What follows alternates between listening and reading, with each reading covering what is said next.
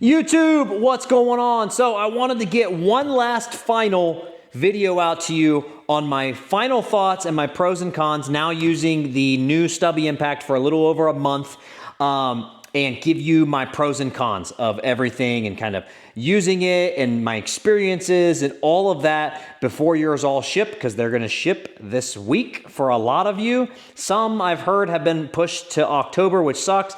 By the way, if yours have been pushed to October, you can cancel those orders and go to Text Choice Tools. They're not sponsoring this video or anything. I just know a lot of you want it sooner. They have some in stock and we'll ship them out as soon as you order them. So it's called Text Choice Tools. They're based out of Tennessee, and they do have some in stock and they can ship. So I don't know how long they're gonna have stock, but they do. So anyways, let's get into my pros and cons of the new Stubby Impact. So we have the new 3/8 here, the new 1/2 inch here, and then the old 1/2 inch in the middle.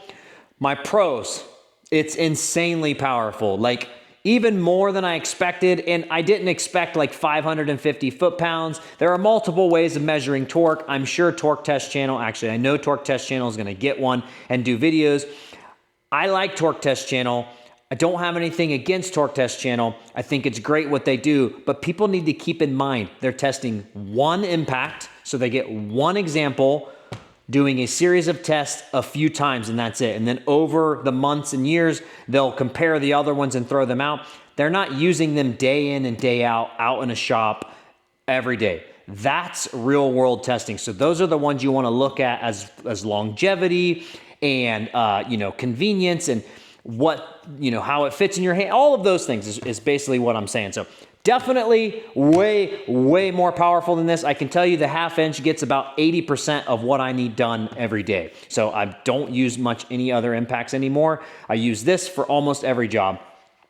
The 3/8 is good. I've just found there's been a few times where the 3/8 has not been able to break something loose, and the 1/2 inch as well. I know the Torque Test Channel test showed that the 3/8, the old 3/8 Stubby, was more powerful than the 1/2 inch. But I'm telling you, a 1/2 inch anvil with a bigger 1/2 inch socket has more rotating mass and it breaks things loose more often. That has been my experience from the beginning with the old one and now the new one. Same exact thing. I've had several instances where it has not broken a bolt or a nut loose. For the 3/8, I switched to the 1/2 inch. Battery is the same, sometimes even less, and I put the 1/2 inch socket on there and it zips it right off. So that's just my experience. Whatever, you can argue with me down in the comments if you feel like it. It's faster. The RPMs are great. I actually love the speed. Going back to the old Stubby, like switching back and forth, because I do still use my old Stubby, it's a major difference.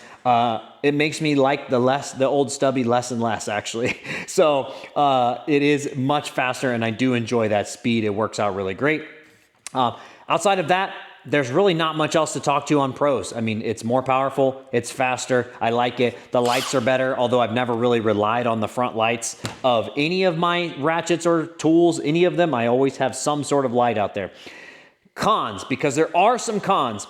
First con, the angle's changed. Even though it doesn't look like it, the angle has changed slightly. And the reason I notice it is because if you look at the selector switch, it rubs right on my hand, my finger right there when I'm trying to pull the trigger. And I've accidentally bumped it a few times and knocked it into neutral. And I don't like that it rubs against my hand. Whether that's gonna be the same for people with bigger hands, because my hands are pretty small, I don't know, I can't tell you that. But whatever they did to the angle and slightly changed that a little bit, I mean, you can see the old one versus the new one. The selector switch is a little bit further back and closer to the screw. You can see like the slight difference there. So maybe that's what it is.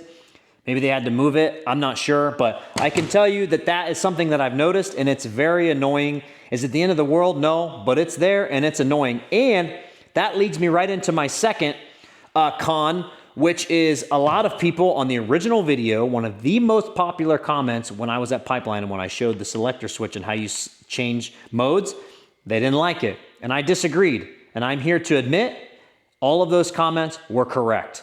To change the modes, you switch this selector switch into neutral, which means you have no power, basically. It's not going left or right, forward or reverse. And you hit the trigger twice. And that's how you change modes. and I hate it. I really don't like it at all. It's not convenient. It's annoying because I keep bumping the selector switch and it bumps me out of mode, and then I go to press it and then I press it again because it doesn't work right away. You know, we're in the zone, man. We're working. We're trying to get jobs done. You're not thinking about, oh, I didn't realize I bumped it in neutral. So you're just pressing the trigger, and the next thing you know, you're in a different mode, and it's annoying. And then you have to look at it and make sure you're in the right mode. I don't like it at all. I think that they should have just stayed with the button. That's just my personal opinion. Again, you all can decide whether you like that or don't like that. My point with this video is just to show you some of the annoyances and nuances that I don't like about it. But that being said, that's it.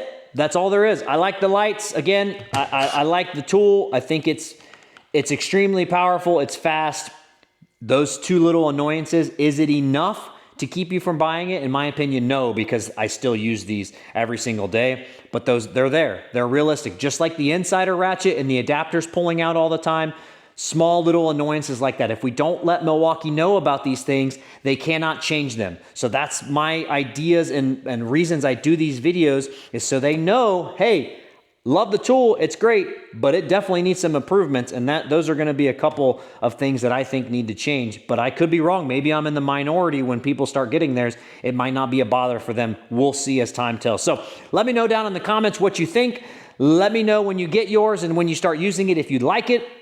And all of that, the normal. If you like this type of content, please like and subscribe. I also do automotive shop owner videos, like helping new shop owners and with systems, processes, money, finances, numbers, all of those things, marketing. I mean, whole bunch of stuff. So appreciate y'all watching. We'll catch you on the next one.